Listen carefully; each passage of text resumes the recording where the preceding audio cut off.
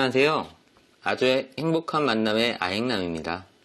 지속되는 코로나와 생계도 마음도 지치는 날들의 연속입니다. 생계를 위한 자영업자분들도 그리고 취업의 높은 벽에 고생하시는 여러분, 저는 대한민국 평범하게 살아가는 40대 가장이고요. 제가 살아온 날들을 생각하면 희노애락도 저도 있었죠. 제가 방송을 시작하게 된 계기는 이 시대를 살아가면서 느낀 제 생각과 함께 살아가시는 구독자분들에게 희망과 정확한 일상의 이슈를 공유하고 싶어서 시작하게 되었습니다. 저는 짧게 저의 삶을 돌이키면서 지금 시대에 어떻게 대처해야 할까를 생각하는 것을 음성으로 녹음하면서 공유하도록 하겠습니다. 첫 업로드라서 많이 긴장되고 떨리는데요. 제가 살아왔던 삶의 100%를 공개하면서 거기에 팁을 드리면서 위안과 용기를 받으셨으면 좋겠습니다. 오늘은 첫 번째 스토리로 이 시대 20대, 30대 살아가는 청취자분들의 위안, 취업과 회사에서의 경험을 말씀을 드리며 두 가지 팁을 말씀드리려고 해요. 저의 자랑도 아니고 현실에 있어서 지쳐있는 취업자분들에게 조금이나마 희망을 드리고자 하는 말씀이고요. 자, 이제 시작하겠습니다. LG그룹에 대기업을 입사를 하게 됩니다. 저의 첫 회사를 그렇게 시작을 하게 된 거고요.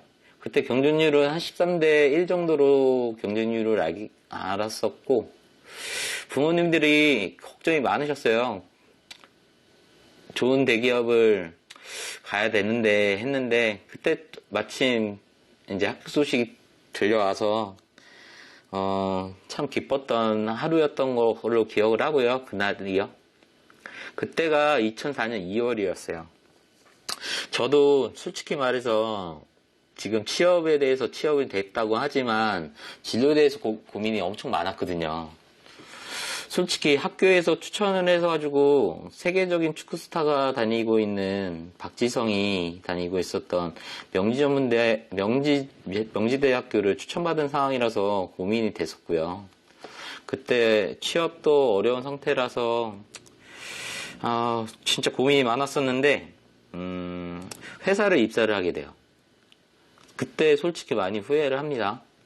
배움에는 시기가 있는 건데 그 시기를 제가 제 발로 차버리면서 포기해버렸으니까요. 하지만 반대로 생각을 해보니까 돈을 벌어서 공부를 하자는 마음을 먹게 됐어요. 하지만은 사회생활이라는 게 쉽지가 않더라고요. 첫 입사했을 때 아직도 생각나는 게 군대 문화 너무 강했고요. 선배들은 제가 서울 뺀질이 애라서 뺀질이라고 선입견을 많이 갖고 계시더라고요. 그거를 바꾸는 데만 해도 입사하고 나서 6개월 동안 그 선입견과 입방아에 오르내리기에 수백 번 했던 것 같아요. 상교대를 하는 저뿐만 아니라 오퍼레이터들, 테크니션들을 업무 지시만 하면 땡이더라고요. 솔직히 말해서 펌하려는 게 아니라 아무나 들어가는 4년제가 LG 모기업의 MOU 체결과 비슷한 방식의 채택이 돼서 그 학교에서 조금만 성적이 좋은 애들은 입사를 하게 되는 시스템이더라고요. 솔직히 명지전무대도 떨어지는 건데. 지금 들어오려나 궁금하네요. 저는 그때 제 자신이 이러한 시스템에 진급이 해봤자 무슨 소용이 있냐. 앞으로 미래가 뻔히 보이더라고요. 그래서 저는 더 편입에 집중했어요. 2007년에 K대학교를 합격하게 됩니다. 그때 부모님들은 참 좋아했었어요. 그런 거 있잖아요. 우리 아들이 참 유명 대학교에 편입 합격을 했다는 말씀을 하셨어요. 근데 저는 캠퍼스를 편입한 거라 그리 대단하지 않다고 생각을 했고요. 편입했을 당시에도 학교 생활을 다시 한다는 솔직한 조금의 기쁨과 조금의 불안함이 공존했던 것 같아요. 입학 당시에 좋은 학교라고 생각이 들었지만 신라시대 때 있었던 진골과 성골 아시죠? 즉 입학부터 한 학생과 편입을 한 학생이 9분이 되더라고요. 그때는 참 이해가 되지 않았어요. 왜냐면 저는 편입을 했다고 해서 그 학교를 다닌다는 게 뭐 잘못된 것도 아니고 같은 학생으로서 동등한 조건을 동등한 생각이 들어야 된다고 생각을 했어요. 저는 근데 다른 학생들 편입생들보다 좀 다르게 2년 만에 졸업을 해요. 딴 친구들은 지금 한 3년에서 3년 반 정도 거기서 공부를 했었는데요. 여기부터가 오늘 제가 이야기할 핵심적인 부분인데, 저는 4년제 졸업 당시에 경기 상태가 그렇게 좋지가 않았어요. 국제금융위기, 리먼 사태 등 경기가 좋지 않을 때였고요. 지금과도 비슷하다고 보시면 돼요. 저는 그때 하반기 대졸 신입사원 모집공고에 모집공고가 나는 대로 전공이 있는 부분이면 무조건 굵직굵직한 대기업의 입사 지원을 정확히 37군데를 지원합니다. 그때 서류 통과는 약 50% 정도인 18군데에 붙어서 인적성까지는 다 합격을 해요. 그래서 면접을 다 보게 되거든요. 이때 참 면접을 볼 때 참 많은 얘기를 들은 게, 좋은 회사 다니다가 왜 그런 학교를 편입을 하게 됐냐고, 이게 대다수였어요. 근데 참 이상합니다.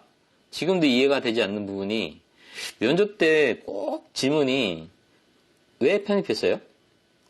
좋은 회사 다니다가? 좋은 학교도 아닌데 라는 이야기를 매번 들었던 것 같아요. 그때 결과는 다 불합격 소식이었죠.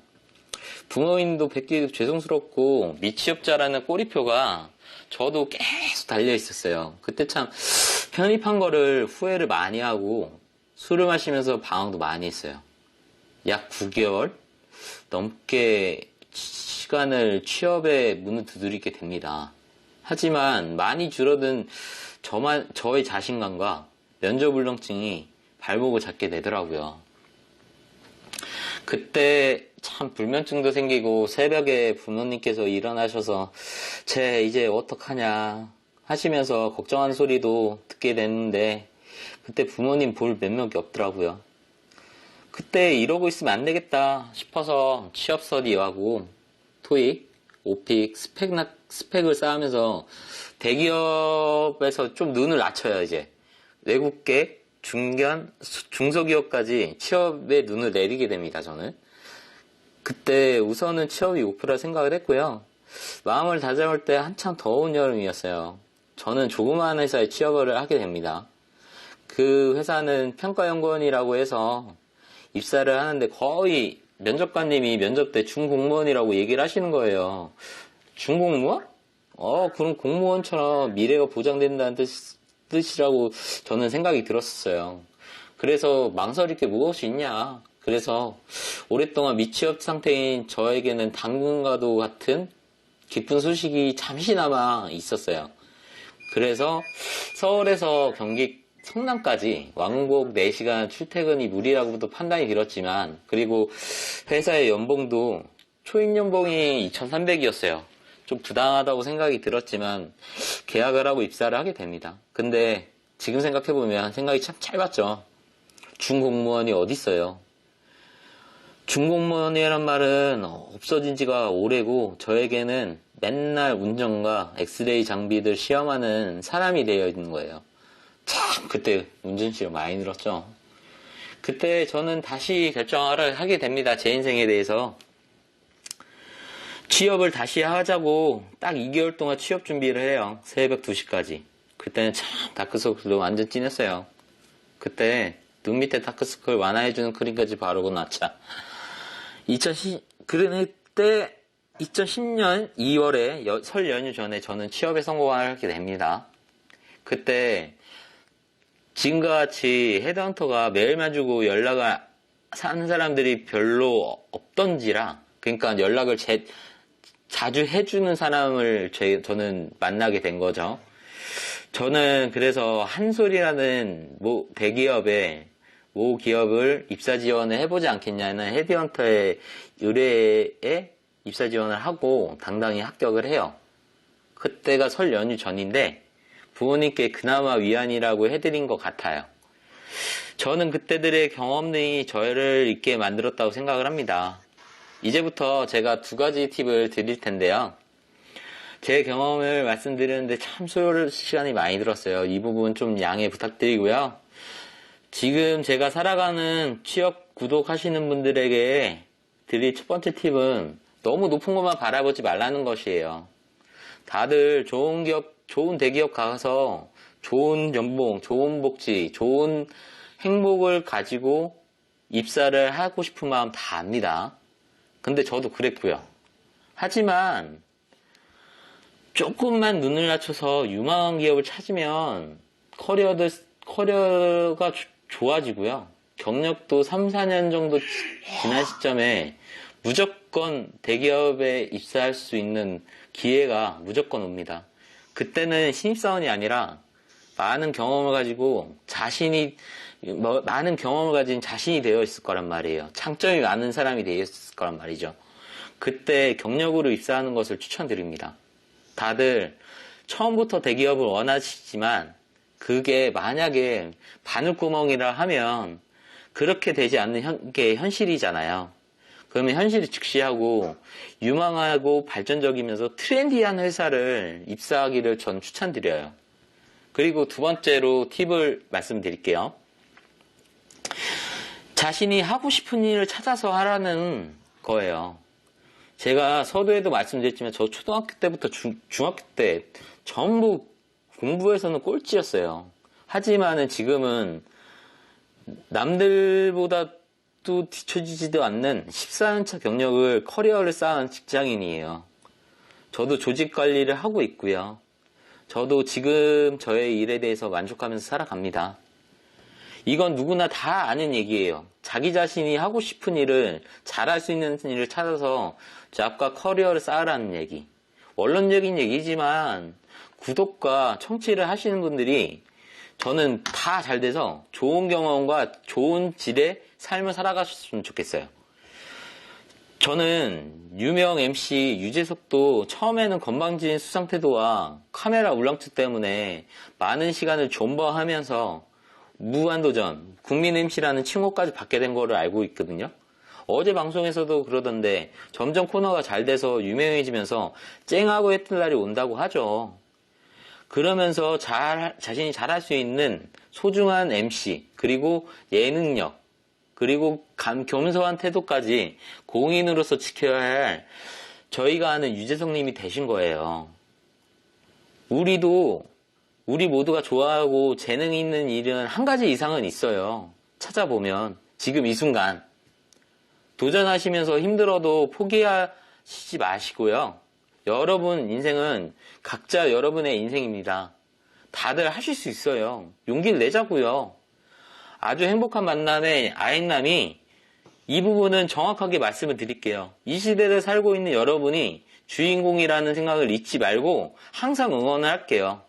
여러분 인생의 모든 인생에 여러분이 주인공이고 여러분이 그 부자가 될 수 있는 무슨 권리가 있어요. 그 권리를 무조건 쟁취하세요. 도움이 되신다면 구독과 좋아요 끝까지 부탁드립니다. 순간순간마다 아주 행복한 만남이 되자고요. 파이팅!